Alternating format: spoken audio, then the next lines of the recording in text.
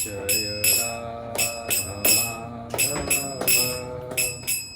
कुंज बिहारी जय राधा माधव कुंज बिहारी जय राधा माधव कुंज बिहारी जय राधा माधव कुंज बिहारी जय गोपी जन वल्लभ गिरिवरधारी जय गोपी जन वल्लभ गिरिवरधारी जय गोपी जन वल्लभ गिरिवरधारी जय गोपी जन वल्लभ गिरिवरधारी जय यशोदानंदन व्रज जनरंजन यशोदानंदन व्रज जनरंजन जय यशोदानंदन व्रज जनरंजन यशोदानंदन व्रज जनरंजन Yamuna तीरावनचारी Yamuna तीरावनचारी Yamuna तीरावनचारी Yamuna तीरावनचारी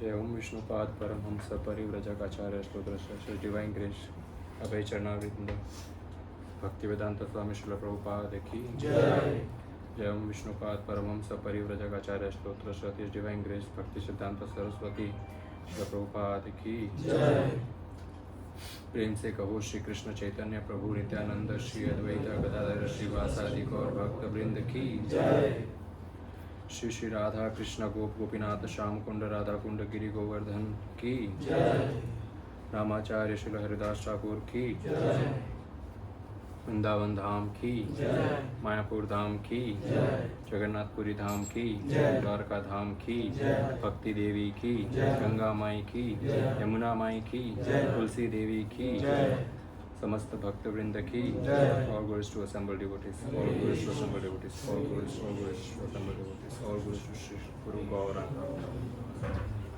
Om Gyantimirandasya Jnananjana-shalakaya चक्षुरुन्मीलितं येन तस्मै श्रीगुरुवे नमः नमो विष्णुपादाय कृष्णपृष्ठाय भूतले श्रीमते भक्तिवेदान्त स्वामिनिधि नामिने नमस्ते सरस्वते देवे गौरवाणी प्रचारिणे निर्विशेष शून्यवादी पाश्चात्यदेशतारिणे जय श्री कृष्ण चैतन्य प्रभु नित्यानंद श्री अद्वैत गदाधर श्रीवासादि गौर भक्तवृंद हरे कृष्णा कृष्णा कृष्णा हरे हरे हरे राम राम राम हरे हरे हरे कृष्णा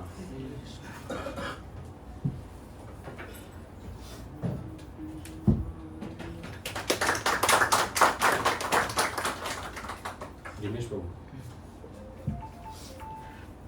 फोन सबके साइलेंट पे है इसको ये कैसे जूम करते हैं नहीं ये हटना चाहिए बैठ जा रहा है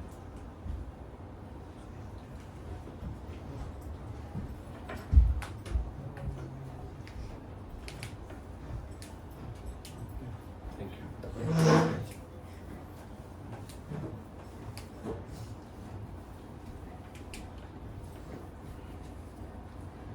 हम क्या कथा कर रहे थे महाभारत कर कहाँ पहुँचे महाभारत लास्ट यस राजेश प्रभु हाँ माया दानव ने गांडीव इत्यादि उनको गिफ्ट किया था। अब इंद्रप्रस्थ में काम पूरा हो गया, कृष्णा वापस द्वारका की ओर जाने के लिए तैयार हो गए। अब जैसे ही कृष्ण ने ये ऐलान किया कि भाई मैं जाता हूँ, आप लोग सब सेफ हो, आपको अपना राज्य का हिस्सा भी मिल गया है और आर्किटेक्चर भी मिल गया है, मायादानो है, तो अभी कोई दिक्कत नहीं है, मैं जाता हूँ। परंतु जैसे ही कृष्ण के जाने की बात सुनी तो पांडव जो है वे खुद को कंट्रोल नहीं कर पाए। उनको आंखों में आंसू आ गए उनके, बोले कृष्ण जा रहे, ऐसे कैसे संभव हो सकता है। कृष्ण पांचों पांडवों से मिले और कुंती महारानी से मिले, कुंती के उन्होंने चरण स्पर्श किए तो कुंती बहुत रोई। कुंती ने कहा कि हे कृष्ण, हमारे मुसीबत के समय आप हमारे साथ ही थे, अब आप वापस जा रहे हो, हम जी नहीं पाएंगे आपके बिना। कृष्ण ने कहा कि मैं वादा करता हूँ जब भी आप मेरा स्मरण करेंगे तब जो है मैं वापस आ जाऊंगा करके, आप खाली एक बार मेरा स्मरण करना, मैं तुरंत आ जाऊंगा। फिर कृष्ण अपनी बहन सुभद्रा से मिले। सुभद्रा के बाद वे द्रौपदी से मिले, तो द्रौपदी सबसे ज्यादा भावुक थी, बहुत ज्यादा भावुक थी द्रौपदी। पांडव और कुंती का तो फिर भी खून का रिश्ता है, किंतु द्रौपदी बहुत, जैसे ही कृष्ण द्रौपदी से मिलने आए, द्रौपदी कृष्ण के चरणों में गिर गई, चरण कमल पकड़ लिए। द्रौपदी ने कहा कि आप मत जाइए, मैं आपके चरण छोड़ूंगी ही नहीं। एक भक्त का ऐसा ही होना चाहिए, हम भक्ति कर रहे तो कृष्ण के चरण कमल इस प्रकार हमें टाइट से पकड़ना चाहिए कि कृष्ण स्वयं भी कहे ना कि मैं जा रहा हूँ छोड़ के, तो बोले नहीं, जाने ही नहीं देंगे, एक बार मिल गए अब नहीं जाने देंगे। अभी बोले कृष्ण का चरण कमल कैसे पकड़े, कौन सा कृष्ण इधर आने वाले, ऑल्टर में जाएंगे तो पुजारी मारेंगे, बोले छोटे लोग कृष्ण की मूर्ति को टच करते हो, चरण वहां पर भी पकड़ने नहीं देंगे। चरण कमल कृष्ण के कैसे पकड़े जाते हैं, माला के थ्रू। जब हम माला पकड़ते हैं तो वो बस वो जो माला के बीट्स है वो कृष्ण के पैर है, उसको टाइट से पकड़ के रखना है और जीवन में कभी भी उसको नहीं छोड़ना है।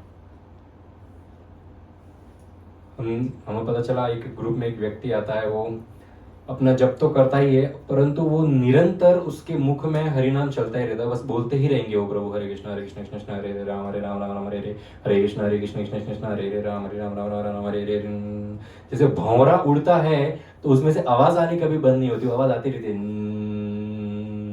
तो बस ये भंवरा ऐसा है कि कृष्ण रूपी जो फ्लावर है उसके ध्यान में हमेशा जो है अपने मन में स्मरण चलता ही रहना चाहिए। हर संभव नहीं है कि पूरा दिन माला लेके घूमे, अपना नियमित जो जप है, कोई एक माला करता होगा, कोई 2, कोई 4, तो बहुत से लोग यहाँ पर 16 माला भी करते हैं, ठीक है, ऐसा नहीं है 4 माला का नियम है, 4 माला हो गई तो रख दो, अभी सीधा अगले दिन भगवान का नाम लेंगे, नहीं।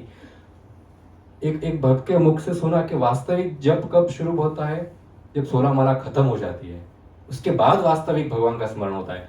16 माला तक तो हम जैसे तैसे कंप्लीट कर रहे हैं कि भाई नियम है कुछ, उसको कंप्लीट कर दो, परंतु उसके बाद जो जप किया जाता है उसमें ना कोई रश होता है कि फिनिश करना है राउंड, ना कोई चिंता होती है, बस उस समय हम भगवान का स्मरण यानी कि मन में बारंबार हरे कृष्ण कृष्ण कृष्ण हरे हरे राम कर सकते हैं।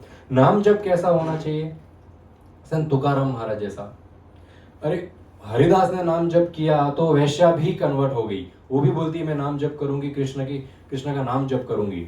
चैतन्य महाप्रभु जहां जहां से गुजरे वहां वहां हरि नाम की लहर फैल गई।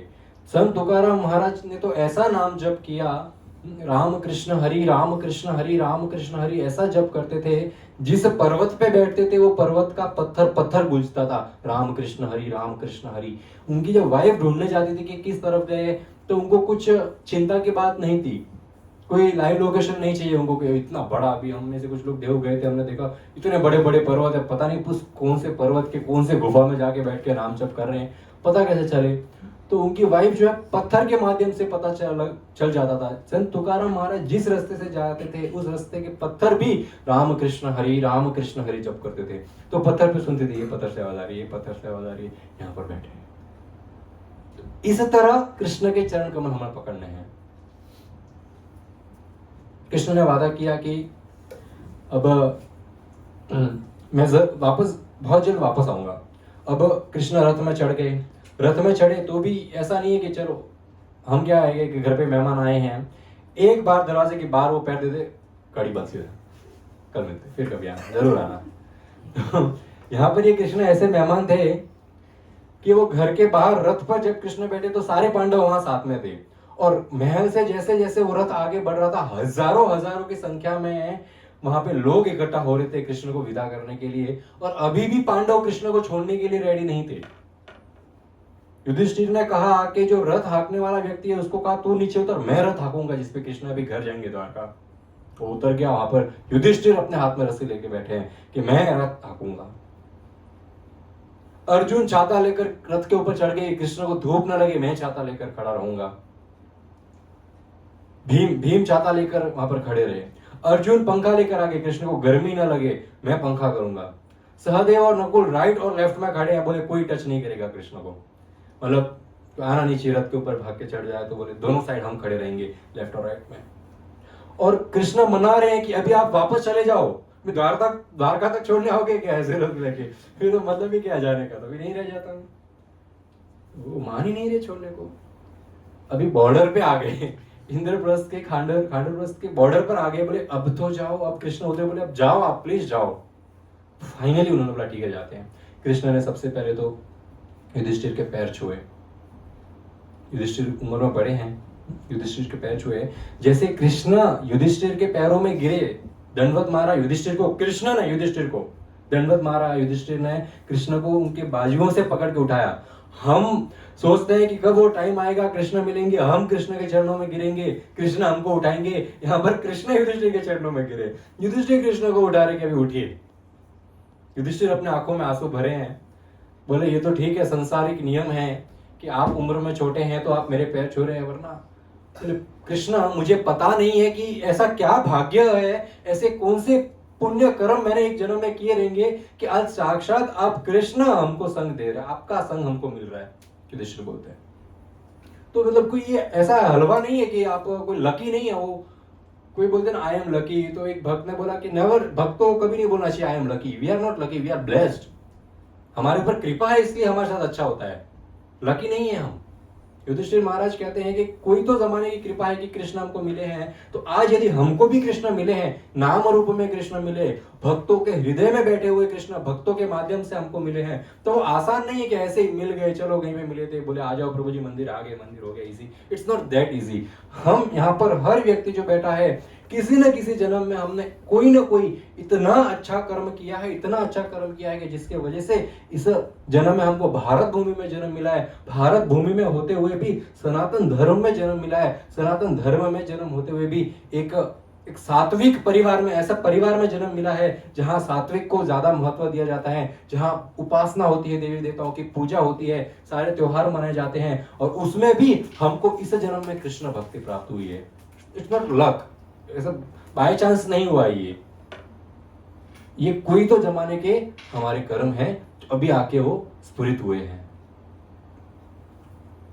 युधिष्ठिर महाराज कहते हैं कि अरे यार कृष्णा, बड़े बड़े सिद्ध प्राप्त लोग सिद्धियां प्राप्त करने के लिए क्या क्या मेहनत करते हैं। बड़े बड़े योगी कहीं कहीं जमाने से ध्यान में बैठे हैं, ध्यान लगा रहे हैं, और हमने ऐसा क्या किया है कि ये कृष्ण मेरे पैरों में गिरे। बोले मैंने तो कुछ किया भी नहीं है वैसा जो उन लोग करते, और यहाँ पे कृष्ण मेरे पैरों में गिरे। तो बोले इससे तो एक बात समझ आती है, कृष्ण को यदि वश में करना है तो केवल प्रेम भक्ति है, बाकी सब है, सबके अपने अपने रास्ते हैं, बहुत अच्छी बात है। कृष्ण को वश में करना है, प्रेम भक्ति, कृष्ण से मित्रता बढ़ाना बहुत जरूरी है।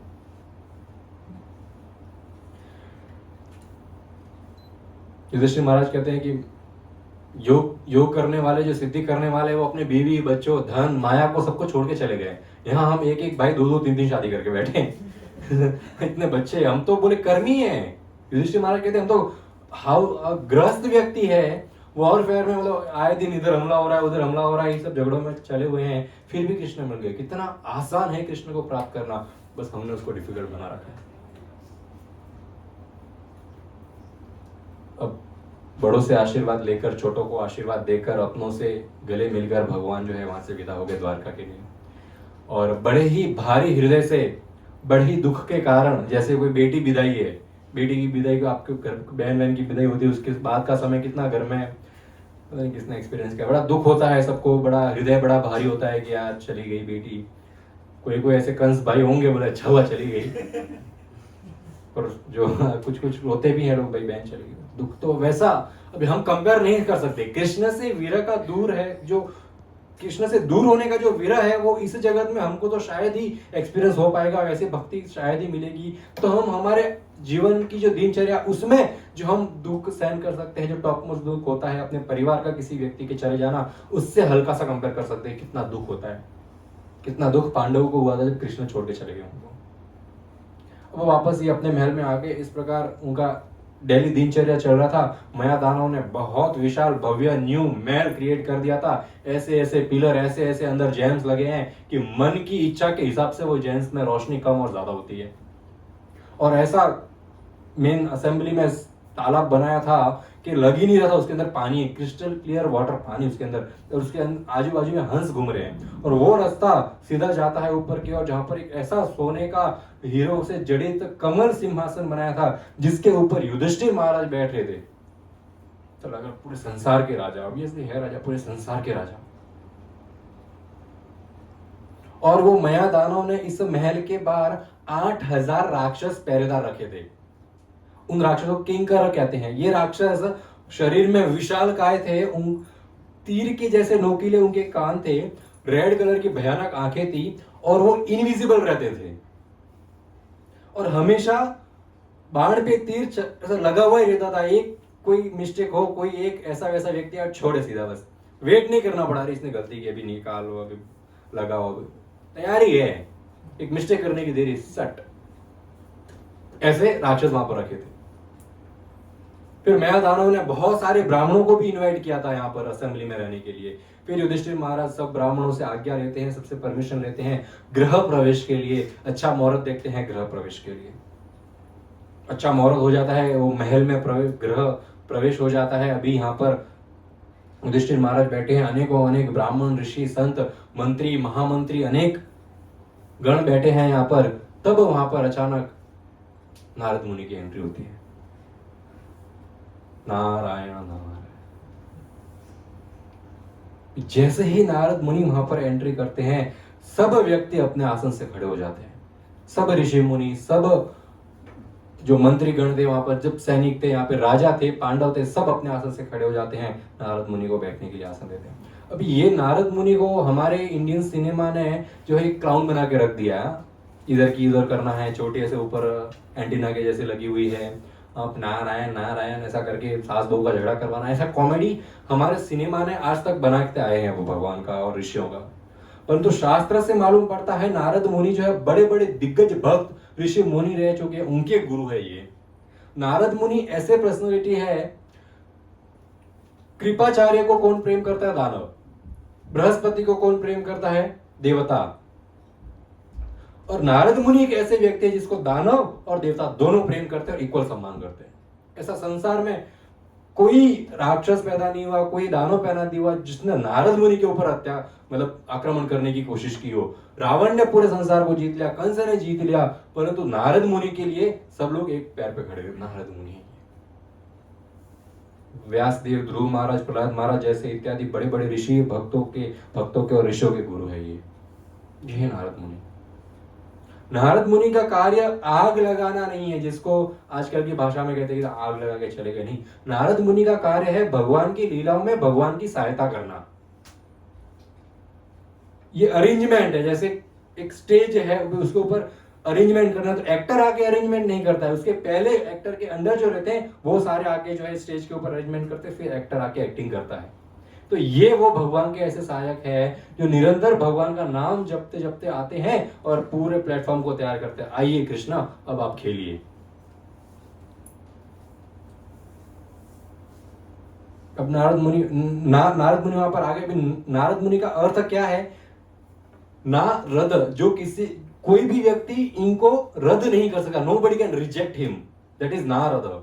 परंतु ये तो सेकेंडरी मीनिंग है। फर्स्ट मीनिंग है नारद का वो जो नारायण दिला देते हैं, जो नारायण नारायण करते करते व्यक्तियों को ऐसी भक्ति देते हैं जिस व्यक्ति को नारायण क्या प्राप्त होना 100% है।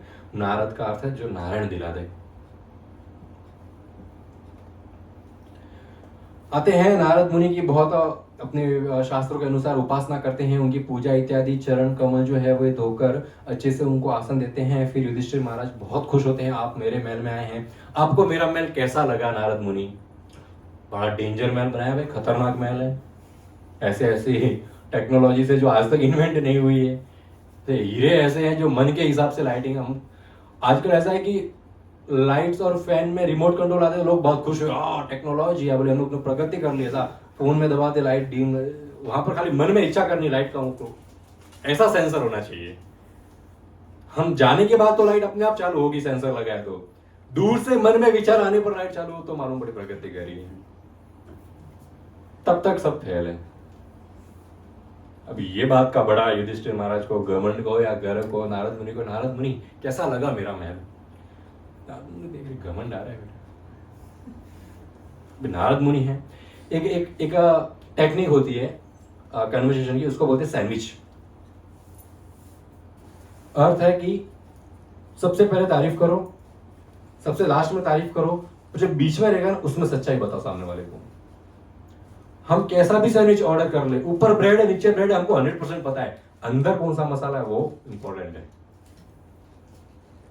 यहां पर सबसे पहले तारीफ की, बोले कि इस पृथ्वी पर तो युधिष्ठिर महाराज ऐसा महल मैंने आज तक नहीं देखा, ना किसी के पास है, बहुत बढ़िया, बहुत शानदार, बहुत ही उम्दा, वेरी गुड। युधिष्ठिर महाराज को बड़ी खुशी हुई। इससे पहले युधिष्ठिर महाराज कुछ कहे, नारद मुनि बोले पर इस ब्रह्मांड में आपका महल मिट्टी के ढेर के बराबर है। नारद मुनि, मैं ऐसे ऐसे लोकों में गया हूं और ऐसे ऐसे महल देखे हैं, बोले ये तो मिट्टी है, ऐसा मिट्टी है, मतलब एक वास्तविक कोई बंगलों के सामने मिट्टी का घर कोई बच्चा कैसा बनाता है कि उसके समान है ये आपका महल। बोले मैं यमराज के लोक में गया था, 100 एकड़ में महल फैला हुआ है यमराज का। भीम बोलते 100 एकड़ में सिर्फ महल, हाँ बोले कोर्टयार्ड सेपरेट है, 100 एकड़ में सिर्फ महल है, बाउंड्री कोर्टयार्ड गार्डन वो अलग है सब। बोले वहां पर मैं पांडु राजा से मिला, आपके पिता यहाँ पे, आपके पिता है, आप भगवान के इतने बड़े भक्त हो, आपके पिता तो यमराज बड़ी अच्छी खातिरदारी कर रहे हैं वहां पर पांडु महाराज की। बोले पांडु महाराज बहुत खुश है, उनको एक बात का अफसोस है। बोले क्या अफसोस है? बोले मेरे बेटों ने बहुत छोटा महल बना दिया, पृथ्वी पर ऐसा महल किसी का नहीं है।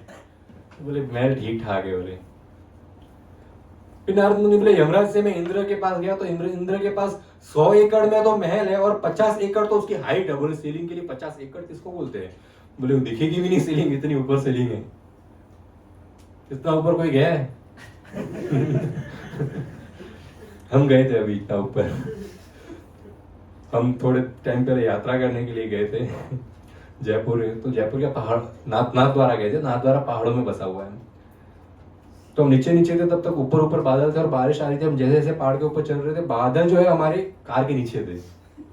ऐसा लग रहा था कि बस ये रास्ता अभी स्वर्ग कोई और ही जाएगा और एंड ही नहीं है इसका। बड़ा सुंदर दृश्य था। फिर नारद मुनि कहते हैं कि इंद्र तो ठीक है कि मैं ब्रह्मा जी के महल में गया था, ब्रह्मा जी का महल तो पूरा का पूरा इच्छा पूर्ति, आप इच्छा करोगे तो सिर्फ लाइट ऊपर नीचे होगी, वो लाइट आपको खाना नहीं देगी। बोले ब्रह्मा जी के महल में खाली इच्छा करो सब प्रकट होता है। बोले आपके यहाँ पर 8000 राक्षस है, इनविजिबल है, आया तो मारेंगे। बोले कि ब्रह्मा जी के महल में एंट्री करने के लिए 1000 साल तक तपस्या करते हैं, तब पास मिलता है एंट्री के लिए। बोले ऐसा महल है क्या? परंतु युधिष्ठिर महाराज इस पृथ्वी पर आपका महल बेस्ट है, I am very happy, sandwich over. परंतु नारद मुनि ने 11 सवाल पूछे युधिष्ठिर महाराज को। बोले you are going to become a king now, do you have this qualifications? एक सवाल पूछे कि ये सब आपके अंदर गुण है राजा बनने के। क्या सवाल थे, जानना चाहेंगे? एक लीडर बनने के क्या? ऐसा नहीं कि हम राजा नहीं बनने वाले, हमको क्या करना है, सब मोदी को सुनाओ जाके, बोले ऐसा नहीं है। हर व्यक्ति अपने घर में एक लीडर होता है, तो हर एक व्यक्ति को ये सब चीजें देखना बहुत जरूरी होता है। पहला सवाल पूछा, सवाल पूछा आपके पास ये गुण है कि नहीं, हाँ ना में जवाब देना है, सवाल पूछे। पहला सवाल, क्या आप दूसरों से राय मशवरा करते हो, सजेशन लेते हो? तो सवाल इतने अच्छे हैं कि इसके ऊपर पूरी बुक लिखनी चाहिए, और जो भी नेता बन रहा है, कोई भी पोजीशन पे लीडर आ रहा है, उसको इसकी एग्जाम देनी चाहिए, उसमें पास हो तभी उसको नेता बनना चाहिए। वोटिंग सिस्टम हटा दो, एग्जाम सिस्टम रखेंगे तो वास्तविक हमको लीडर्स मिलेंगे। तो बोले कि आप क्या दूसरों से सजेशन लेते हो या अपना मन का काम करते हो? बोले मैं बोलूंगा वह सही होना चाहिए, वैसा राजा कभी नहीं टिकेगा। युधिष्ठिर महाराज, ये पहला सवाल। दूसरा सवाल, क्या आप टाइम पर अपने सैनिकों को सैलरी प्रदान करते हो? क्योंकि ये सैनिक अपना सब कुछ छोड़कर आपके यहाँ पर आए हैं। सैनिक आपकी एम्प्लॉइज जो है उनका वफादारी सैलरी में होता है। टाइम पे सैलरी और अच्छा सैलरी मिला तो आपके वफादार है। वो आप कृष्ण के बहुत बड़े भक्त तो इसलिए आपकी सेवा करने नहीं आए, उनको सैलरी मिल रहा है इसलिए वो सेवा करने आए। तो क्या सेवा जो कर रहा है आपका जो सोल्जर्स वगैरह है, एम्प्लॉयज है, उनको टाइम पे सैलरी मिलता है कि नहीं? तीसरा सवाल, जो ऐसे सैनिक है आपके जो बहुत बहादुर है, जो आपके लिए जान देने तक रेडी है, जो आपके लिए युद्ध पे जाते हैं, उनको खाना, क्योंकि युद्ध पे जाते हैं मतलब वो हमेशा आपके साथ रहेंगे। बाकी एम्प्लॉयज है वो सुबह आते हैं, रात को घर जाते हैं। पर कुछ ऐसे सैनिक होते हैं जो दिन रात यहाँ पे रहना और युद्ध पर जाना है। ऐसे सैनिकों को सैलरी, इज्जत और खाना मिलता है कि नहीं? ये तीन चीजें यदि हमारे सोल्जर्स जो घर के दूर है उनको ये तीन सफिशिएंट चीजें मिलेंगी तो वो हमारे लिए जान देने को भी रेडी है। चौथा सवाल, जो आपके राज्य में टीचर्स है उनको टाइम पे सैलरी और रिस्पेक्ट मिलता है कि नहीं? क्योंकि पूरा हमारा जो भी हमारा राज्य है, हमारा भारत है, जो भी हमारा एरिया है, उसका प्रगति किसके ऊपर डिपेंड करता है? टीचर्स के ऊपर। ये टीचर्स अच्छे हैं तो हमारा फ्यूचर अच्छा है, ये गारंटी है। तो टीचर्स को प्रॉपर रिस्पेक्ट और सैलरी मिलता है कि नहीं? कितने सवाल हो गए? 4। पांचवा सवाल, जो सैनिक अपना परिवार छोड़कर आपके साथ है, आपके लिए देखभाल कर रहे, उनके बीवी बच्चों का आप ध्यान रख रहे हो कि नहीं? आपने सैनिक का ध्यान रख दिया, अगर उनको कल को कुछ हो गया तो उनकी बीवी बच्चे का क्या होगा? तो बोलते ना पेंशन वगैरह, ये पेंशन की बात हो रही है, उनकी बीवी बच्चों का ध्यान रख रहे हो कि नहीं? क्योंकि एक आदमी की जिम्मेदारी है उसके परिवार का ध्यान रखना, पर वो आदमी भी आपका ध्यान रख रहा है तो आपका जिम्मेदारी है उनका सबके परिवार का ध्यान रखना, क्योंकि आप राजा हो। छठा सवाल, क्या आप न्यूट्रल है सबके साथ? फेवरेटिज्म तो नहीं चलता, बड़े ये 5 लोग मेरे फेवरेट है, ये 5 लोग मेरे फेवरेट नहीं है, इनको ज्यादा सैलरी, इनको कम सैलरी, ये दूर कोने में बैठेंगे, ये नजदीक बैठेंगे, बोले ऐसा पार्शियलिटी तो नहीं चालू आपके यहाँ पर? 7वां सवाल, क्या आपके राज्य के लोग आपको बिना भय के मिलने आ सकते हैं? लीडर से मिलने जाने के लिए व्यक्ति के अंदर भय नहीं होना चाहिए, बोले क्या मालूम मारेंगे, पीटेंगे, गाली देंगे, भगा देंगे, तो आराम से लोग आने चाहिए। 8वां सवाल, क्या आपके एम्प्लॉइज में कोई कम उम्र का व्यक्ति, चोर, दुश्मन और लस्टी तो नहीं है, कोई कामुक व्यक्ति तो नहीं है? यदि ये 4 आपके यहाँ एम्प्लॉइज है तो आपका फिर भविष्य बर्बाद है, क्योंकि यदि कम उम्र के व्यक्ति को आपने जॉब पे रखा है तो वो काम बिगाड़ेगा, विदाउट एक्सपीरियंस है वो बंदा। दूसरा, चोर को रखा है तो कभी ना कभी तो वो चोरी करेगा। यदि आपने दुश्मन को रखा है तो हमेशा आपके खिलाफ ही काम करेगा। यदि कामुक व्यक्ति को रखा है तो आपका सारा जो धन इत्यादि जो भी आपकी सेवा वो सब छोड़ के अपना लस्ट पूरा करने में ही लगा रहेगा। तो ये 4 लोगों को आप एम्प्लॉय मत बनाना। 9th, आपके राज्य में जो ऋषि है और जो गौ रक्षा करते हैं और जो व्यापारी है, क्या वो ईमानदार है? यदि खेडूत ईमानदार है, गौ रक्षा करने वाला ईमानदार है और आपका जो व्यापारी है वो ईमानदार है, तो फाइनेंशियल फ्लो है जो पूरे स्टेट का बहुत अच्छा चलेगा। 10वां, क्या आपके राज्य में औरत को उचित रिस्पेक्ट मिलती है कि नहीं? क्योंकि हर घर की पहली गुरु माता होती है, स्त्री होती है, स्त्री को उचित रिस्पेक्ट मिलती है कि नहीं? 11वां क्वेश्चन, लास्ट क्वेश्चन है, क्या आपके अंदर ये 4 अवगुण तो नहीं है? क्या आपके अंदर ये 14 अवगुण तो नहीं है? अब हम देखते हैं क्या है 14 अवगुण। 11वां क्वेश्चन 14 पार्ट में डिवाइडेड है। क्या आप नास्तिक तो नहीं है? अभी रो रहे थे थोड़ी देर पहले कृष्ण के लिए और पूछते आप नास्तिक तो नहीं है? क्योंकि जो राजा नास्तिक होता है उसके ऊपर प्रभु की कृपा नहीं होती, उसका राज्य ज्यादा टिकता नहीं है, वो ढलने वाला है। तो राजा नास्तिक नहीं होना चाहिए, असत्य नहीं बोलना चाहिए, और राजा को क्रोध ज्यादा नहीं आना चाहिए, अदरवाइज ज्यादा क्रोध में वो गलत डिसीजन लेगा। ज्यादा क्रोध में गलत डिसीजन लेते हैं और ज्यादा खुशी में झूठे वादे कर देते हैं। असावधानी कभी नहीं बरतनी है, आप बस मजे कर रहे हो, यहाँ पे दुश्मन हमला करके चले गए, पता भी नहीं चलेगा। आलस्य तो नहीं है राजा में, क्यों? कलयुग अभी शुरू होने वाला है, वो तो द्वापर युग था, पर कलयुग है, बोले राजा में आलस्य होती है, बोले हमारा युग का नाम क्या है? कली युग, तो कल ही करेंगे काम, आज करने की आवश्यकता ही नहीं है। तो ऐसा आलस्य तो नहीं है। क्या ऐसा तो नहीं है कि आप किसी से सजेशंस ही नहीं लेते, अपनी मन गढ़ंत काम करते हो? क्या आप निठल्ला तो नहीं हो? निठल्ला मतलब एम्प्टी बैठा है, 8,000 सैनिक लगे, राक्षस क्या कोई हमला करेगा, मजे करो। तो निठल्लापन नहीं होना चाहिए व्यक्ति के अंदर। क्या आपका मन चंचल नहीं है? क्या आप केवल एक ही व्यक्ति से सलाह लेते हो? क्योंकि यदि आप एक ही व्यक्ति से सलाह लेते हो तो उसके अंदर घमंड आएगा व्यक्ति के अंदर, बोले राजा तो मेरी सुनते, कुछ भी बोलो, कल को बोलूंगा सबको भगा तो भगा देंगे। ऐसा मंत्री से, ऋषियों से, मुनियों से, सभी से सलाह लेनी चाहिए। क्या आप अयोग्य व्यक्ति से तो सलाह नहीं लेते हो? अयोग्य मतलब जिसको एक्सपीरियंस ही नहीं है कुछ, उसके पास से सलाह लेंगे। जैसे हमारे कॉलेज में एक व्यक्ति था, वो सबको रिलेशनशिप सजेशन देता था कि रिलेशनशिप कैसे रखने हैं, मतलब कैसे गर्लफ्रेंड होनी चाहिए कि नहीं होनी चाहिए, अगर आपका कोई क्रश है तो कैसे अप्रोच करना, और वो बंदा खुद सिंगल था जिंदगी में। तो अयोग्य व्यक्ति से सजेशन तो नहीं ले रहे हो, एग्जांपल बता रहा हूं मैं आपको। अयोग्य व्यक्ति से सलाह नहीं लेनी चाहिए। क्या आप जो भी करते हो पूरे राज्य के हित में करते हो? क्या आप बिना सोचे तो कोई कार्य नहीं करते? बोले बहुत जोश है, बहुत पैशन है, हमला कर दो। अरे क्या का हमला, वो तो कुछ बात करना है, बोले हमला कर दो। रावण होता है ना, कोई शांति दूध आया था, बोले हम मैसेज लेके आए राम का, बोले हमला कर दो, इसको मार दो। अरे तो आप पहले चिंतन करो, विचार करो, फिर कार्य करो, ऐसा होना चाहिए। क्या आप शास्त्र अध्ययन तो करते हैं? जो व्यक्ति शास्त्र अध्ययन नहीं करता वो राज नहीं कर सकता। क्या आपका गृहस्थी जीवन और फाइनेंशियल स्टेटस अच्छा है? वो बहुत इंपॉर्टेंट है। गृहस्थी जीवन अच्छा होना चाहिए, फाइनेंशियल स्टेटस राजा का अच्छा होना चाहिए, वरना मालूम पड़ा पूरे राज्य को संभाल रहे, घर पे ही बीबी तो एंट्री करना नहीं देती महल में, तो बस ऐसे पड़े इधर घूम रहे राजा। तो बोले सब कुछ परफेक्ट होना चाहिए राजा के लिए। तो ये सब चर्चा कर कर नारद मुनि वहां से चले गए। अब समय आई युधिष्ठिर महाराज को राजा बनाने की।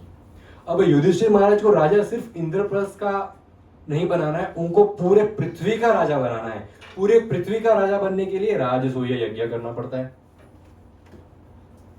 तो बोले राजसूय यज्ञ करना तो चारों दिशाओं में चारों भाई जाएंगे, भाई 5 है और जाएंगे सिर्फ 4। युधिष्ठिर महाराज महल में रहेंगे, बाकी चारों भाई हरे कृष्ण।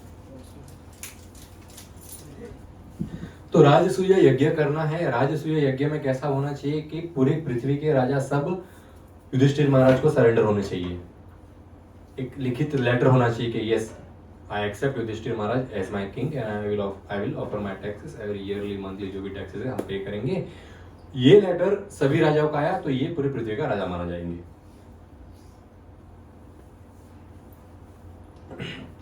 अब कृष्ण को खबर मिली कि राजसूय यज्ञ होने वाला है, तो बोले मैं भी जाता हूं हेल्प करने के लिए। कृष्ण आ गए, 5 भाई बैठे हैं, अभी प्लानिंग चालू है राजसूय यज्ञ के लिए, कौन कहाँ जाएगा, कैसा होगा, किस राजा के पास जाने की आवश्यकता है, कहाँ युद्ध की आवश्यकता हो गई। प्लानिंग जरूरी है ना। मालूम पड़ा वो राजा के पास गए, वो तो ऑलरेडी फ्रेंड था, यहाँ पे 1 करोड़ की सेना लेके गए उनको मारने के लिए, वो तो फ्रेंड है, उसको कोई दिक्कत ही नहीं है। और जो वास्तविक दुश्मन है वहां पे अकेले किसी को भेज दिया तो वो मार खा के आएगा। तो कृष्ण ने बोला कि ये फलाना फलाना फलाना राजा है, they are in friend list, इनसे युद्ध नहीं होगा हमारा, ये इजीली एग्री करेंगे, बोलेंगे ये आपको एक्सेप्ट कर लेंगे, ठीक है, यहाँ पर ज्यादा सेना भेजने की जरूरत नहीं है।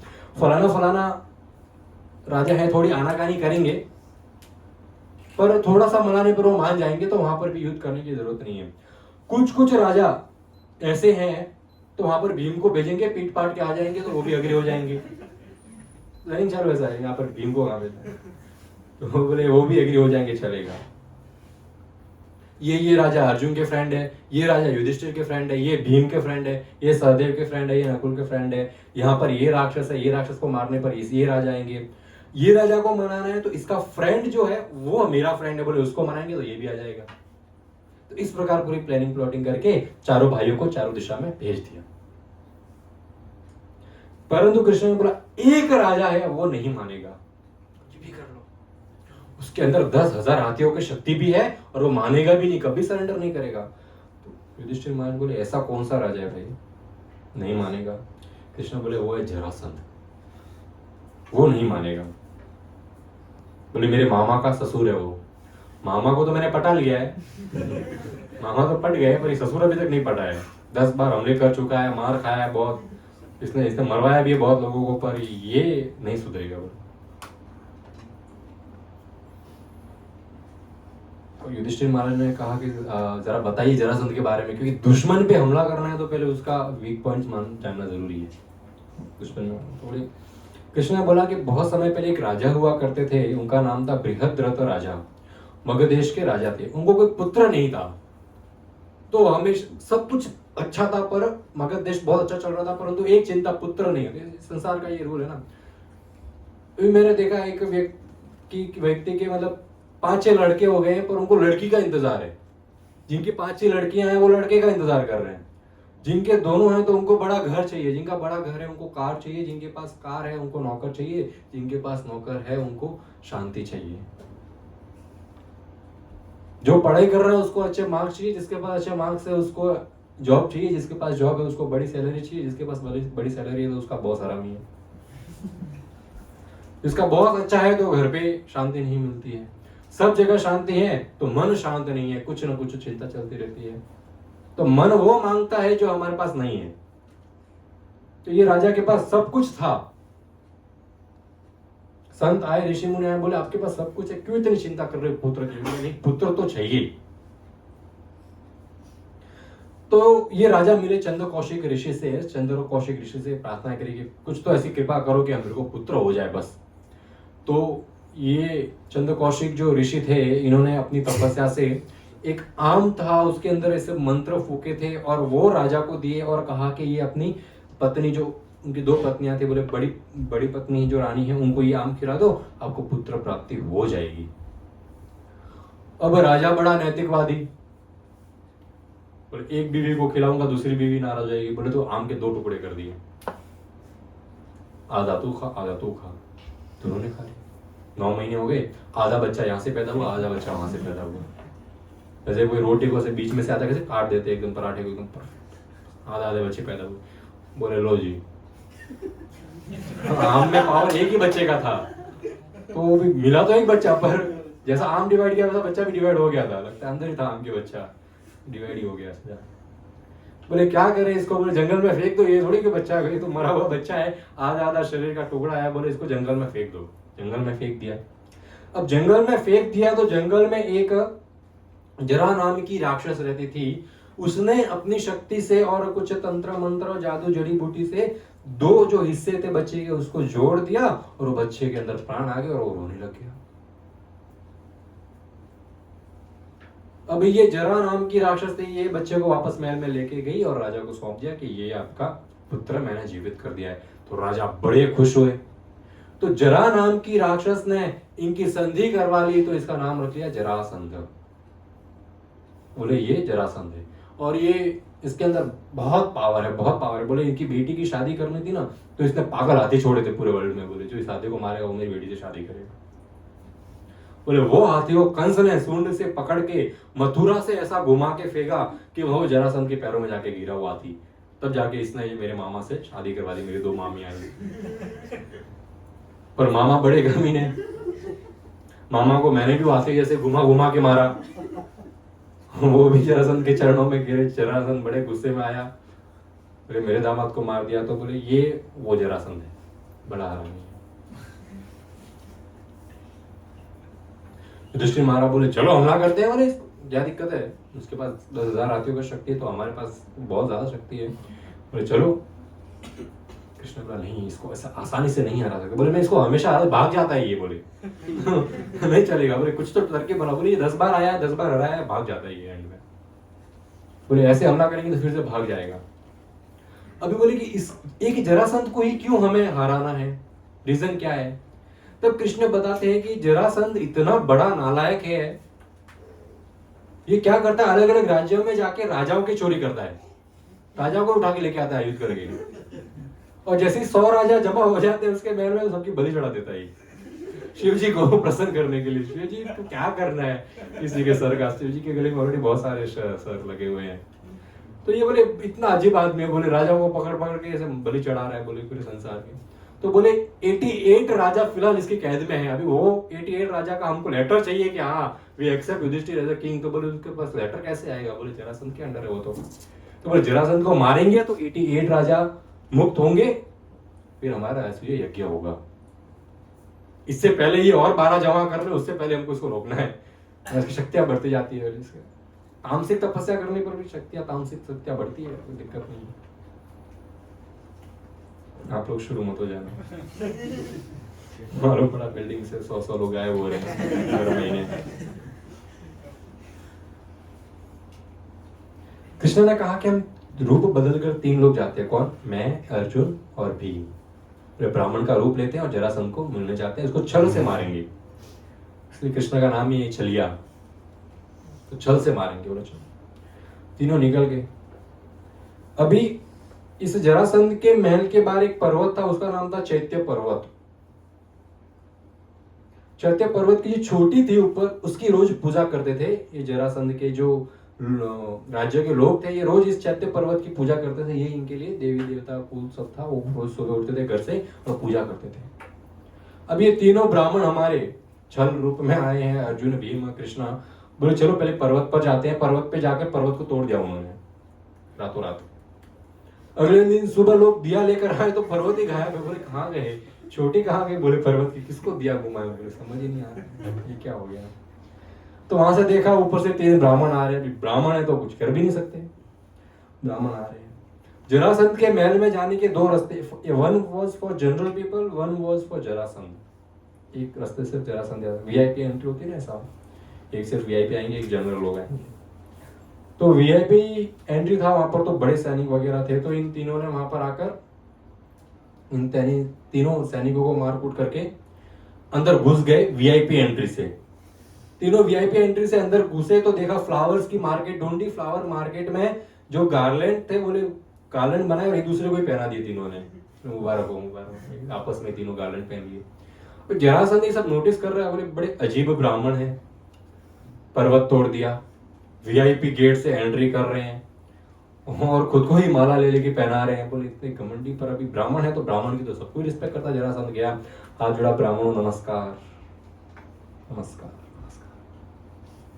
बोले आप, रूप तो ब्राह्मण का है पर हरकतें तो नहीं है ब्राह्मण वाली। बोली ब्राह्मण बड़ा हम्बल होता है, जनरल गेट से ही आता है, ऐसा लोगों को मार पीट कर नहीं आते। और आपका शरीर जिस प्रकार ऐसा बाइसेप्स और ये आपके जो चेस्ट वगैरह एब्स निकले हैं, बोले ब्राह्मण तो बोले जिम तो जाते नहीं है, ये काम तो सिर्फ क्षत्रियों के हैं। बोले आप कौन है? कृष्ण ने बोला हम बताएंगे कौन है, पहले हमारी इच्छा पूरी करो, हम ब्राह्मण हैं। ब्राह्मण अभी नहीं भी हो तो भी बोला है, ब्राह्मण के रूप में आए, कुछ मांगा है तो बोले बोलिए क्या इच्छा है। कृष्ण ने बोला आपको जरासंध हमसे युद्ध करना होगा और अगर आप हार गए तो सब राजाओं को छोड़ना होगा। कृष्ण ने ब्राह्मण से युद्ध? बोले आप लोग है कौन वास्तविक, बताइए तो सही। तब ये तीनों बताते। कृष्ण ने कहा मैं वसुदेव, द्वारका का राजा वसुदेव पुत्र वासुदेव, ये पांडु पुत्र अर्जुन और ये पांडु पुत्र भीम। जरासंध बोले मैंने वचन तो दे दिया है युद्ध का, युद्ध तो करूंगा, परंतु तेरे से ग्वाले से मैं युद्ध नहीं करता, तू साइड में रहे। मालूम है 10 बार तो मार खा के आए कृष्ण से। बोले यहाँ पर तो युद्ध करेंगे, हारेंगे। और अर्जुन बोले कि इसका क्या शरीर है मेरे सामने युद्ध करने का। भीम थोड़ा बहुत मेरे लेवल का है। जरासंध बोलते हैं ये थोड़ा बहुत मेरे लेवल का है, मैं इसको मार सकता हूं। बोले मारो। इस प्रकार भीम और जरासंध में युद्ध शुरू हुआ और 14 दिन तक वो युद्ध चलते रहा। फाइनली जरासंध कहा, मतलब थक गया, भीम और मार खाना है? भीम बोलता हाँ। मार तो ये भाई ने खाई है, थक गया इतना, पर ये मर नहीं रहा है। तब कृष्ण भीम को बोलते भीम युद्ध के दौरान जिसकी संधि हो सकती है उसका संधि विक्षेप भी हो सकता है। मतलब जिसको जोड़ा गया है उसको वापस तोड़ भी सकते हैं। जहां से भीम, जहां से इसकी संधि हुई है वहीं से इसकी संधि निकालो। बोले इसका संधि विक्षेप वहीं से होगा। भीम समझ गया।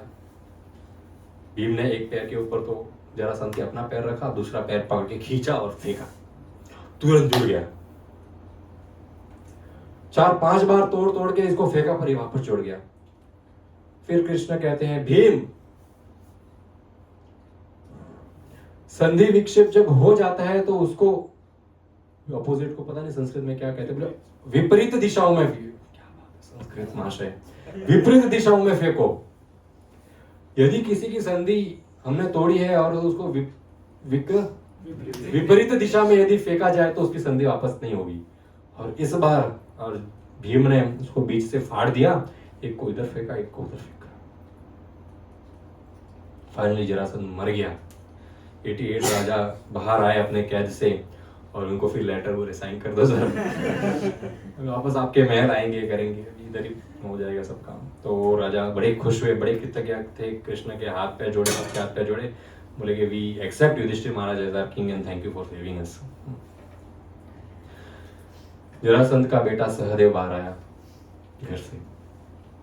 Thank you guys, thank you so much मेरे पिताजी को खत्म करने के लिए। बड़ा नालायक बाप था, ऐसा बाप, भगवान ऐसा बाप किसी को ना दे। वो ऑपोजिट था, बोले ऐसे बेटे होने से अच्छा बेटा ही ना हो, तो ये ऐसे बाप होने से बाप ही ना हो हमारे लिए, ऐसा हो। परेशान था बेटा भी बेचारा, बोले ऐसा नालायक आदमी है ना। लोगों के बाप होते टॉयज घर पे लेके आते, बोले राजाओं को पकड़ पकड़ के लेके आ रहे, गले काट रहा है, बोले ट्रॉमा है बच्चों के लिए सब। फाइनली सहदेव को राजा बनाया। सहदेव ने कहा yes I accept Yudhishthir Maharaj as my king, और वहां पर ये साउथ इंडिया की ओर सहदेव, हमारे सहदेव, वो जरासंध के बेटा सहदेव अलग, हमारा सहदेव पांडव वाला अलग। यह सहदेव हमारे साउथ इंडिया गए थे, और ईस्ट की ओर भीम गए थे, वेस्ट की ओर नकुल, और नॉर्थ की ओर जो है अर्जुन गए थे। अर्जुन गए थे कश्मीर इत्यादि वगैरह सब जगह। नहीं, हाँ महाभारत में लिखा है कश्मीर वाले एरिया में भी गए थे, और कैलाश वाले पर एरिया में गए थे, और ऐसे ऐसे एरिया में गए जहाँ पे ऐसे विचित्र विचित्र देवी देवता गण रहते हैं।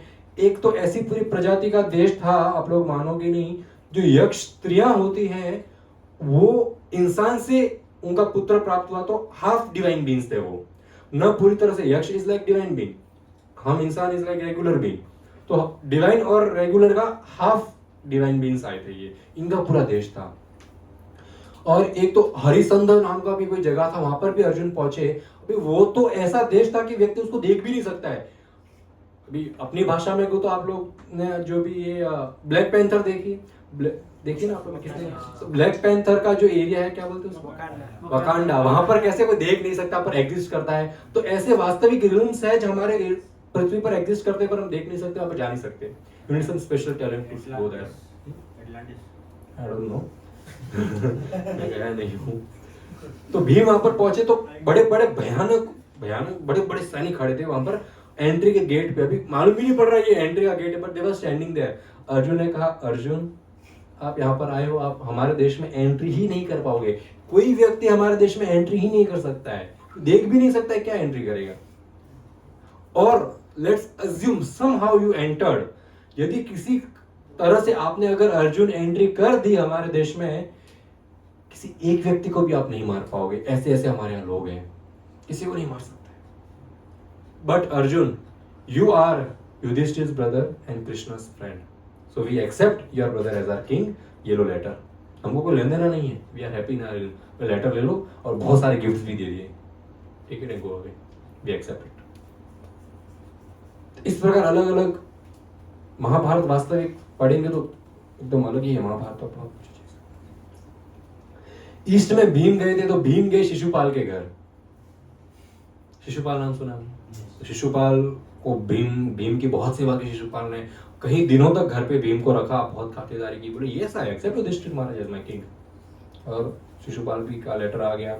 साउथ में सहदेव गए थे, तो वहां पर दंतवक्र को हराया उन्होंने।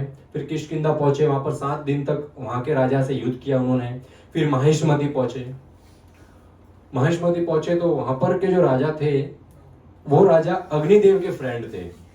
ये बाहुबली वाला महेशमती नहीं है, ये हमारा रियल महेशमती है।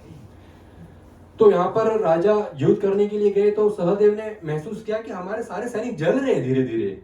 जल कैसे रहे, तो मालूम पड़ा ये राजा के तो फ्रेंड है, अग्निदेव था। सहदेव बोले वाह ऐसा फरामोश, कल को मेरे भाई ने तुमको खिलाया पिलाया बड़ा किया, यहाँ पर हम उनको ही खिलाफ लड़ रहे हो, बोले ऐसे कैसे। तब अग्निदेव ने बताया ये जो मेरा फ्रेंड है यहाँ का राजा, इसकी बेटी मेरी बीवी है। ये ससुर है मेरे, बोले इनके खिलाफ भी कैसे लड़ू, बोले ये तो संभव नहीं हो पाएगा खिलाफ लड़ना। तो अभी ये राजा थे, उनका नाम था नील। तो सहदेव ने क्या किया, एक घास का पत्ता लिया, नीचे रखा और उसके ऊपर बैठ गए, हाथ जोड़े, और किसके ऊपर ध्यान लगाया, अग्नि देवता के ऊपर ही। बोले अग्नि देवता मैं आपका आह्वान करता हूँ, और आपसे सहायता चाहता हूँ कि मेरे भाई ने क्योंकि आपकी सहायता की थी, अब आपकी बारी है मेरी सहायता करने की। अभी तो धर्म संकट में फंस गए। फिर समझाया सहदेव ने कि देखो अग्नि देवता, ये जो राजसूय यज्ञ होने वाला है, इसमें जो आहुति आने वाली वो आपको ही तो भाई मिलने वाली है, आपको और आपके बीवी स्वाहा को।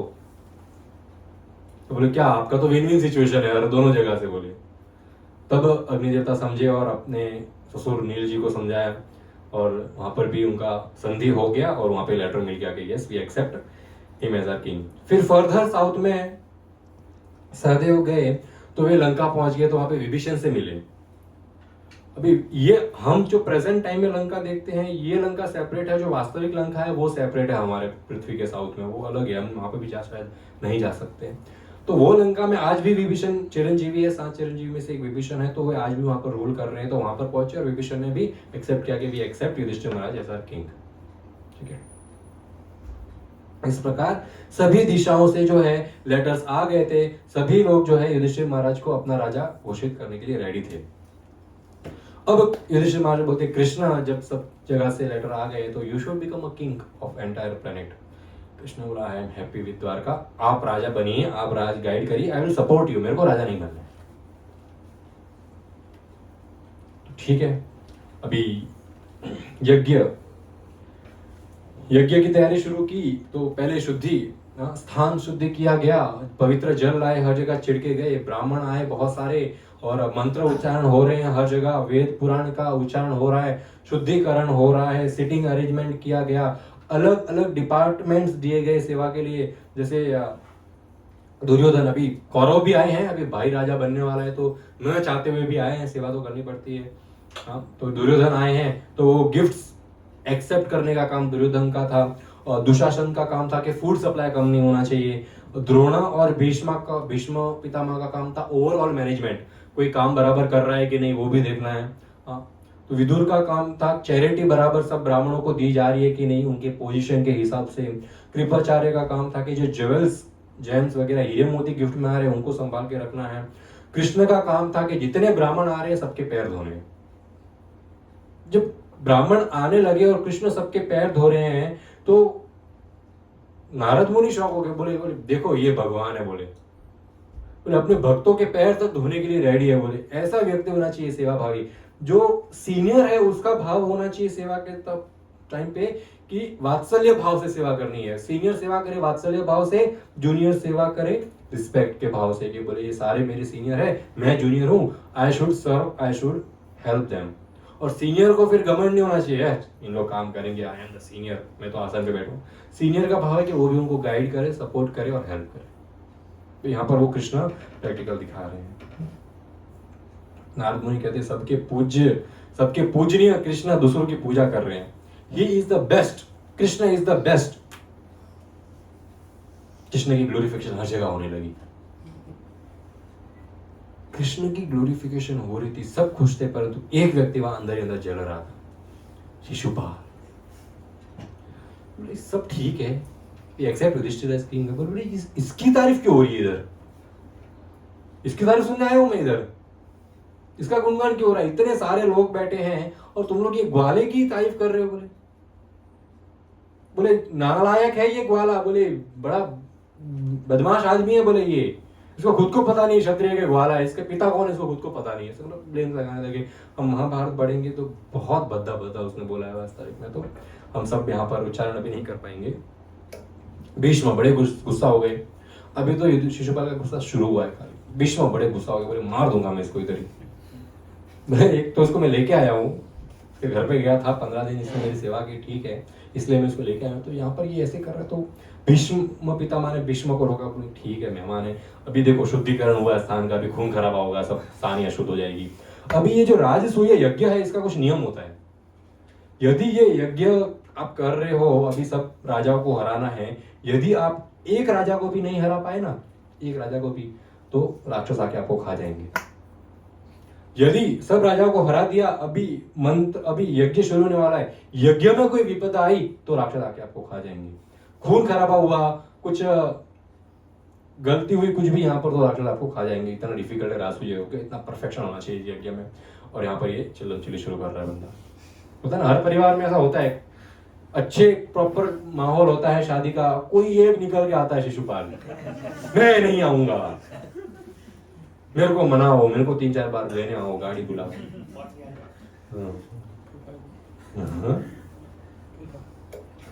मेरे को बहुत अच्छे विचार, सबसे पहले आके काम करते हो।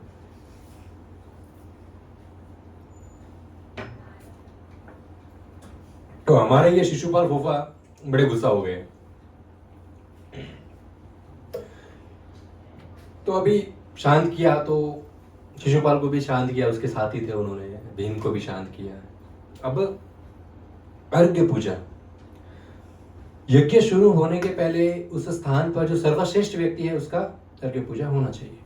कोई बोल रहा है इसकी पूजा करो भीष्म पितामह, कोई बोल रहा है द्रोणाचार्य की पूजा करो, कोई बोल रहा है युधिष्ठिर की पूजा कर लो, ये सर्वश्रेष्ठ है। सहदेव ने बोला यहाँ पर इस असेंबली में यदि कोई सर्वश्रेष्ठ है तो वो है देवकी नंदन कृष्ण, इनसे ऊपर यहाँ पर कोई है ही नहीं।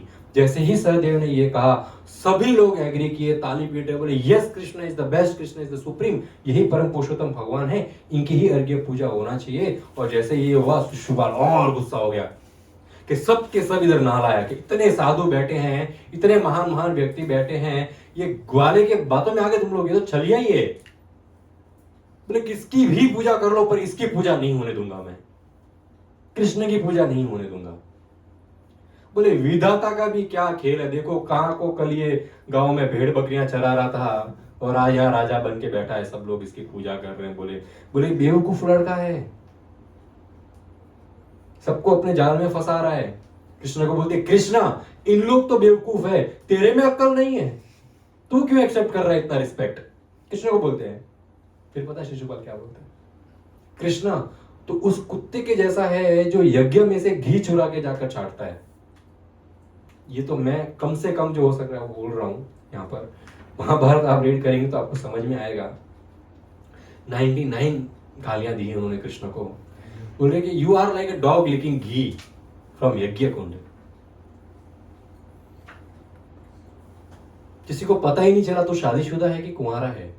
दूसरों की पत्नियों के साथ रहता था वृंदावन में तो हमेशा, यहां पर 16,000 पत्नियां लेके बैठा है, दूसरों की पत्नियों के साथ नृत्य करता है। बोले तेरा कैरेक्टर क्या है? बोले मासूम पुतना आई थी दूध पिलाने, उसका तूने प्राण पी लिया। बोले नालायक। एक प्यारा सा व्यक्ति आया था, बोले काट बनकर तेरे को छाव देने के लिए शकटासुर, तूने उसको लात मार के मार दिया। एक बेचारा व्यक्ति तेरे को झूला डालने के लिए आया था, तेरे को गोद में उठाकर आसमान में झूला डाल रहा था, तूने उसका गला दबा के घोट दिया। बोले सुंदर सुंदर जानवर भेजे थे तेरे मामा ने तेरे लिए, बकासुर और ये अगासुर, इतने सारे सुर खेलने के लिए टॉयज तेरे साथ भेजे थे, सारे खिलौने तोड़ दिए। बोले इतना बड़ा नालायक, ये तो अपने मामा को ही निकल गया। बोले इससे बड़ा नालायक कौन हो सकता है? बोले मामा का हत्यारा है ये, इसको इतना रिस्पेक्ट। अब भीष्म पितामह बोले भाई बैठ जा, ये साक्षात भगवान है और तू इस प्रकार क्यों कर रहा है? मतलब ये तुरंत तेरे प्राण निकाल सकते हैं। ये शिशुपाल को बताया कि भीम को बताते हैं शिशुपाल ऐसे कुत्ते के जैसा है। शिशुपाल के साथ तो कुछ लोग भी थे उसके साइड में, ऐसा नहीं वो अकेला भौंक रहा था।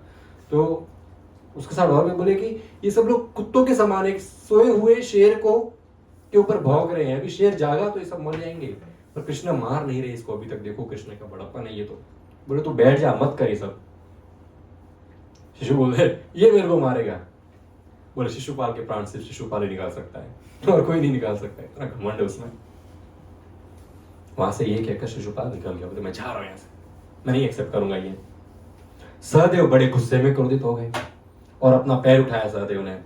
और कोई है इस शिशुपाल के साथ जाने वाला? और कोई है इसका साथ देने वाला? अभी उठ जाओ यहां से, क्योंकि मैं मेरे सीट से ऐसा जंप मारूंगा और मेरा लैंडिंग सीधा आपके खोपड़ी के ऊपर होएगा। ये पैर जो मैंने उठाया है आपका सर कुचल के यहाँ पर रख दूंगा। अगर कोई और जाना चाहता है इसके साथ तो तभी कोई जाना चाहे भी तो नहीं जा सकता। और ये सहदेव बोले ज्यादा बातें नहीं है इनके बारे में, महाभारत में बड़ा डेंजर आदमी है। बोले ये, बोले पैर उठा के खड़ा, बोले पैर नीचे कर लो, नहीं जाने। नारद मुनि बोलते हैं कि जो व्यक्ति भगवान को रिजेक्ट करता है वो व्यक्ति मृत शरीर के समान है, उसको ज्यादा भाव नहीं देना चाहिए। बोले वो सांस ले रहा है but he is like a dead man. तब तक शिशुपाल वापस आता है अपने तलवार निकाल के, बोले कौन कौन है मेरे साथ, चलो यादवों पे और पांडवों पे हमला कर देते हैं, इनको इधर ही मार देंगे। पांडव 5 भाई और यदु डायनेस्टी, कृष्ण का पूरा परिवार पर प्रेजेंट था। बोले कृष्ण के पूरे परिवार को और पांडव को यहां से मार देते हैं।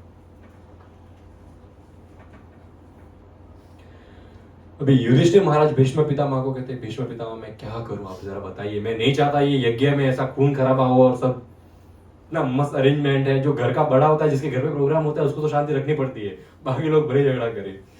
तो भीष्म पितामह बोलते हैं चिंता मत करो, ये भौंक रहा है, ये भौंकने वाले कुत्ते हैं, काटने वाले कुत्ते नहीं है, भौंकने दो। जब अभी ये भीष्म पितामह ने कहा ना कि ये भौंकने वाले कुत्ते हैं, कुत्ते भौंकते रहते, छोड़ो इनको, शिशुपाल सुन लेता है और अब ये भीष्म पितामह पे गुस्सा होता है। बोले भीष्म पितामह तू अपने कुल का सबसे बदनाम व्यक्ति है, तुझे डर नहीं लगता, तू नामर्द है इसलिए तूने ब्रह्मचार्य का तो वाव लिया है, ये भीष्म पितामह को बोलता है।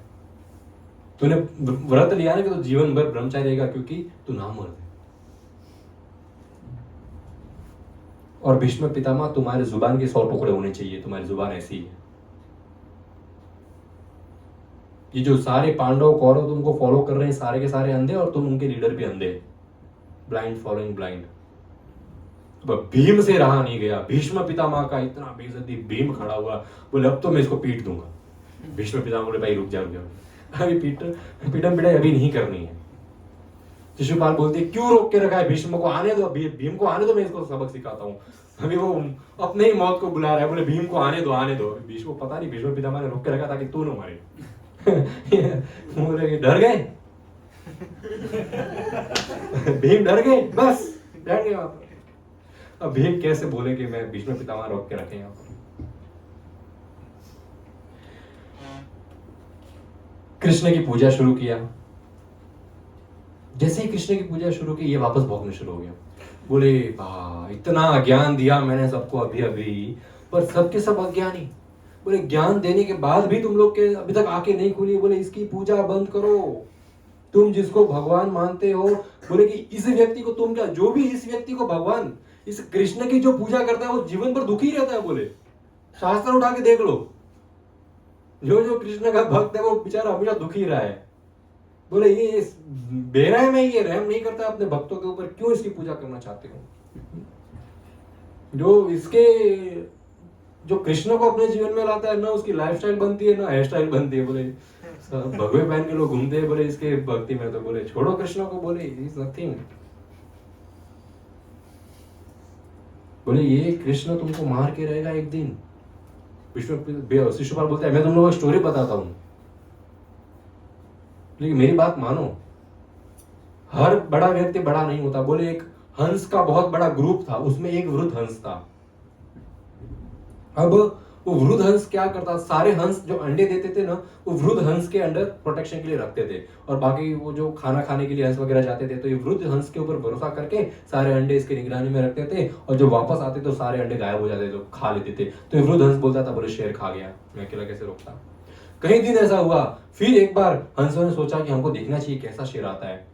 फिर हम जो देखने आते तो मालूम पड़ता है वृद्ध हंसी जो है सबके अंडे खा लेता है। बोले ये भीष्म पितामह ये सभी ऐसे वृद्ध हंस के जैसे हैं, बोले तुम लोग को खा जाएंगे एक दिन, पता भी नहीं चलेगा।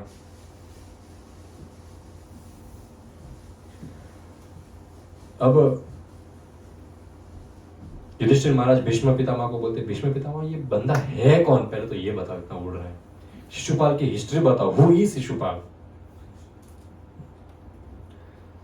तो बताते हैं कि एक शिशुपाल की जो माता है वो कृष्ण की मौसी है, ये दोनों मौसेरे भाई है कृष्ण और शिशुपाल। बोले जब शिशुपाल का जन्म हुआ तो इसके 4 हाथ थे और 3 आंखें थी। अभी वैसे तो देखा जाए 4 हाथ 3 आंखें तो बोलेंगे कोई डिवाइन पर्सनालिटी है, बोले ओ 4 हाथ ब्रो, शिव जी के 3 आंखें, और बोले इसको पोलियो था, आंकड़े वाकड़े 4 हाथ थे और तीनों आंखें तीनों दिशाएं में देखती थी, तो बोले कुछ डिवाइन वाली फील नहीं आई। बोले और ये गधे के जैसे रो रहा था। तो इतना अपशगुन बच्चा हुआ कि घर वालों ने सोचा इसको अभी मार दो, बोले फ्यूचर में बोले हम सबको ले डूबेगा, अभी मार दो इसको। बोले जब इसको मारने की तैयारी की तब आकाशवाणी हुई, इसको मत मारो। जो व्यक्ति पहले इसको गोद में उठाएगा इसकी एक आंख गायब हो जाएगी, दो हाथ है वो भी गायब हो जाएंगे। बोले वाह वाह वाह वाह, क्या बात है। आपके रिश्ते में ही कोई ऐसा व्यक्ति होगा, इसको जैसे गोद में उठा खेलने के लिए बच्चा प्यार है, बोले दो हाथ गायब और जो पोलियो भी खत्म हो जाएगा, एक आंख भी चली जाएगी। परंतु भविष्य में जिसने इसको गोद में उठाया था वही इसको मारेगा। बोले भविष्य में देखेंगे, अच्छा संस्कार दे देंगे, पर अभी इसके जो हाथ है वो तो थोड़ा हटाए यहाँ से। सब रिश्तेदारों को बुलाया गया, सब राजाओं को बुलाया गया, पर वो आंकड़ा वाकड़ा ही रहा, हुआ ही नहीं सीधा। फिर कृष्ण भी आए। कृष्ण ने जैसे ही गोद में उठाया उसके दो हाथ गायब हो गए और आंख गायब हो गई, क्योंकि वास्तविक जो चतुर्भुज कृष्ण के सामने और कोई चतुर्भुज हो सकता है क्या? कृष्ण क्या बोल सकता है क्या? तो अब ये दो हाथ तो गायब हो गए, एक आंख भी गायब हो गई, पर ये जो माता थी शिशुपाल की, वो बड़ी चिंता हो गई कृष्ण के चरणों में गिर, बोले मैं तो माँ सी हूँ, माँ के समान हूँ, मेरी प्रार्थना है मेरे बच्चे को मत मारो, प्लीज मत मारना, कभी मत मारना, मैं इसको बहुत अच्छा शिक्षा दूंगी। कृष्ण ने बोला ठीक है, आकाशवाणी हुई है ऐसी मारने की इसको तो, परंतु एक वचन देता हूं, कंटिन्यू 100 बार मेरा अपराध किया तो मारूंगा, वरना नहीं मारूंगा। जरासंध भी बड़ा आशाना, बचपन से कृष्ण का अपराध करते आ रहा है, पर 99 पे आके रुक जाता था। कभी 18 किया, कभी 20 किया, कभी 50 किया, कभी 99 किया, पर इसने लिमिट क्रॉस नहीं की। मालूम है ना कि 100 बोला तो खत्म। परंतु आज इसका आपा ऐसा, भीष्म पितामह बताते हैं कि आज इसका वो 100वां होने वाला है, बोले कंट्रोल ही नहीं कर रहा है, कब से बोले जा रहा है। बोले आज इसकी मृत्यु कृष्ण के हाथों ही लिखी है, इसलिए मैं तुम सबको रोक रहा हूं, इसको मत मारो, मरने तो वाला है नहीं तुम लोग से ये, और भाग गया तो फिर 100 पूरे नहीं हो पाएंगे। बोले बोलने दो इसको बोलने दो, इसका दिन खत्म होने वाला है। दिन भर गए, हाँ इसके दिन भर गए आज, बोले लास्ट दिन है इसका, खुश होने दो बोले इसको। अभी यहाँ पर शिशुपाल चिल्ला रहा है, सबके सब पाखंडी है, बोले ये सब तुम पांडव बुरिंगा पक्षी के जैसे। अभी बुरिंगा पक्षी क्या होता है मालूम है?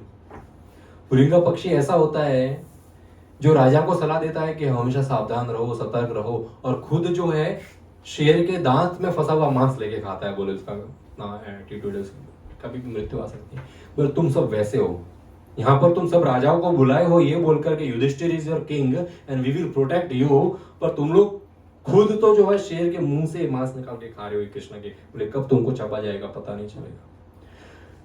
कृष्ण ने बोला अब स्टॉप।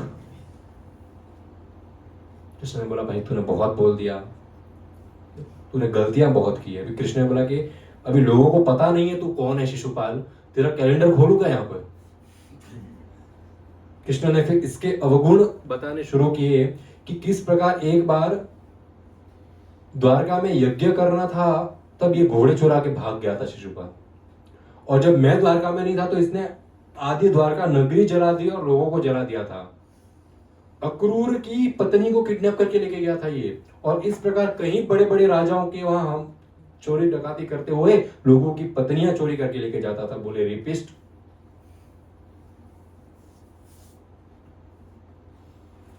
रुक्मणी को उठाने के लिए लेके आया था कृष्ण। फिर शिशुपाल बोल दिया कृष्ण मैं तेरा कैलेंडर खोलू क्या? बोले मेरी जिसके साथ शादी होने वाली थी उसको तू भगा के लेके गया। बोले तेरा भंडार मैं फोड़ूंगा भी, शिशुपाल बोलता है। फिर किसी ने बोला भाई 99 हो गए stop it, 99 is done. Shishupal बोलता है क्या 99 लगा के रखा है, 99 कुछ नहीं है 99। अब कृष्ण की खैर नहीं, और 100वां वहीं खत्म हो गया।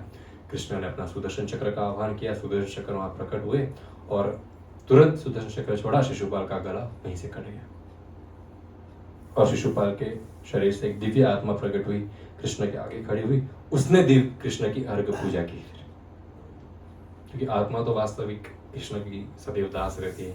शरीर से हम कृष्ण को प्रेम करे ना करे, भक्ति करे ना करे, माला करे ना करे, मंदिर जाए ना जाए, कथा सुने ना सुने, यात्रा में आए ना आए, प्रसाद खाए ना खाए, परंतु जो हमारी आत्मा है वो तो सदैव कृष्ण की दास रहने वाली है।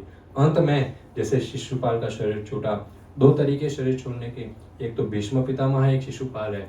भीष्म पितामह का शरीर छोड़ने का देखो कितना शुभ था वो कि कृष्ण सामने खड़े हैं, कृष्ण के गुणगान गाते गाते, कृष्ण का नाम गुणगान करते करते उन्होंने शरीर त्यागा। और एक ये था कृष्ण से नफरत करते करते शरीर त्यागा। परंतु आत्मा तो कृष्ण के दास रहने वाली है। ये हमारे हाथ में है कि हम कृष्ण को प्रेम करके शरीर छोड़ना चाहते हैं या कृष्ण से विमुख रहकर अपना शरीर छोड़ना चाहते हैं। वो हमें डिसीजन लेना है। तो व्यासदेव जी बोले कि भाई देखो, यज्ञ में 2 बड़ी अड़चन आने वाली है। अब तो शिशुपाल को तो मार दिया, 2 बड़ी अड़चन आने वाली है। क्या अड़चन आने वाली है नेक्स्ट मंडे को पता चलेगा। Thank you so much. Hare Krishna. Srila Prabhupada की जय।